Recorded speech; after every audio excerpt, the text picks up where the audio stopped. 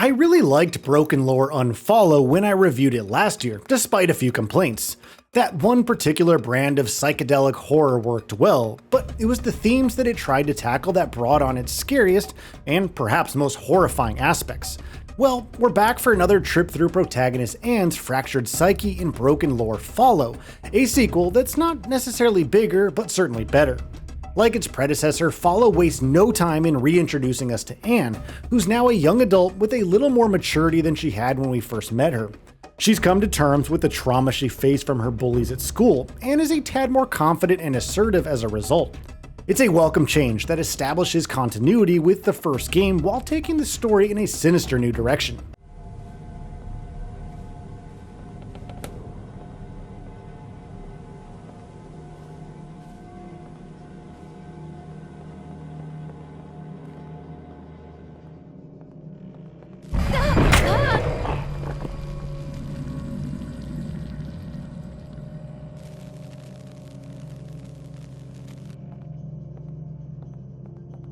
You see, Anne may have buried the self-esteem issues from her high school bullies, or perhaps even healed through it. But the first game carried many hints about her life at home was no walk in the park either. Follow dives right into that side of her personality with very interesting results. You see, this time around, it's Anne's mother who is the big bad, and I can tell you she cuts quite the scary figure thanks to some truly chilling design choices from Serafini Productions.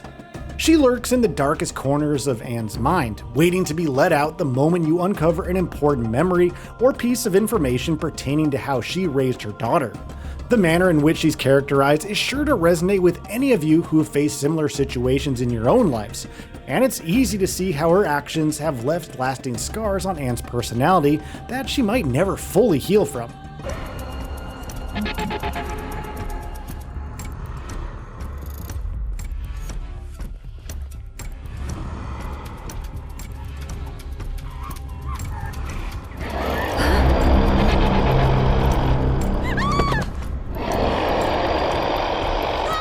Anne's mother is the catalyst for this entire experience, with each level coming with a distinct theme and color to underline how her mind has interpreted her feelings toward her.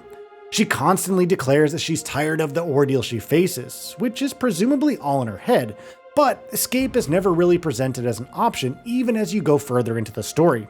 Instead, you only go from one memory to the next, with each one having its own puzzles to solve in order to proceed.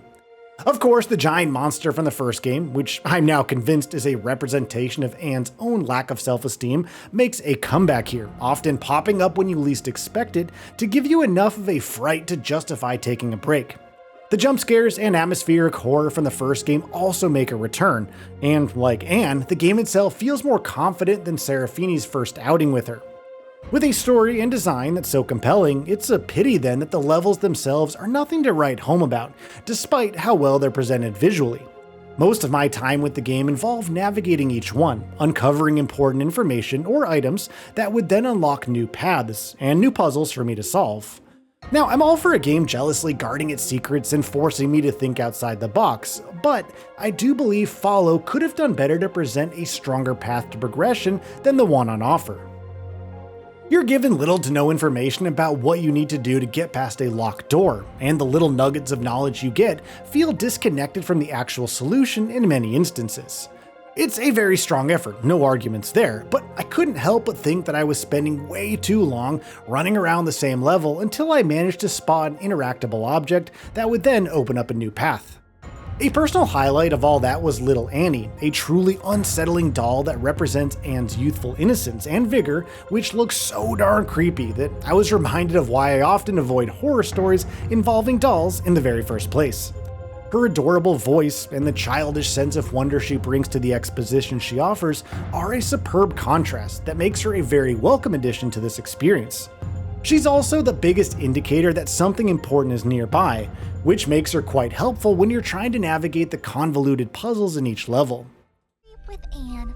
Today, we'll read a page in the great book of humanity, understanding how history has been written over time, giving form to reality.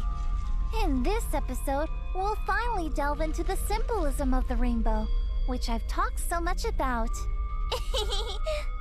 Have we asked ourselves, What is its origin and its end? Another thing I liked was that Anne's far more agile than her previous outing, which made getting around a lot easier. I missed the chase sequences that the first game had, despite how clunky the controls could feel. Those are now relegated to side-scrolling sequences that bookmark the end of a chapter, with little Anne desperately trying to avoid the representation of her older version's insecurities.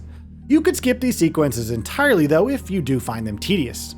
That's a possibility because of the way obstacles are a constant presence, and navigating them with a very short window for error can get annoying. The audio design continues to shine here, just as it did in the first game. The soundtrack balances silence and the sinister build-up to a scary moment so well, you're bound to feel the tension when you're navigating an area that's designed to have you on edge. There are helpful cues to tell you when you've unlocked something new on a level, and the voice acting does a very good job of bringing subtle, unspoken emotions to the forefront. That's very important in a game that's tackling the nuances of a parent-child relationship that hasn't gone the way either party intended for it to go. Now, on the performance front, I found no issues on my base PS5, aside from minor frame drops that don't really break the immersion. This one's a polished effort from the developers, and it definitely outshines the first game in that area. The visuals are also noteworthy thanks to how they integrate each level's themes and use light so much better than what was on offer in Unfollow. They're probably the best example I could find to demonstrate how the new game is a more confident, nuanced take on the issues it tries to present than the first one, which was already honestly quite good to begin with. So with all that's been said, would I recommend Follow to you? Well, if psychedelic horror is your jam, this one's not going to disappoint. If you like games that give you chills and thrills in equal measure, you're probably going to like it, although you might find the lack of combat or real danger in any form a tad boring. However, if you're like me and enjoy stories that are nuanced and geared towards a slow burn, this one's going to be right up your alley. Follow is a solid game and continues the franchise's traditions of insightful examinations of trauma through the eyes of a victim.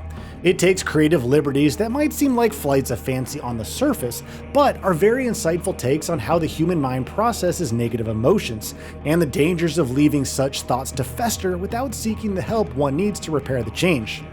There's a bit of Anne in all of us, and BrokenLore Follow does a great job as a game that makes you look inward and wonder about what the darkest corners of your own mind might look like, and that's its biggest achievement.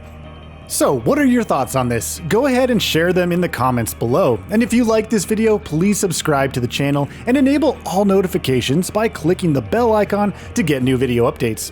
We upload every day and would really appreciate your support. Thanks for watching.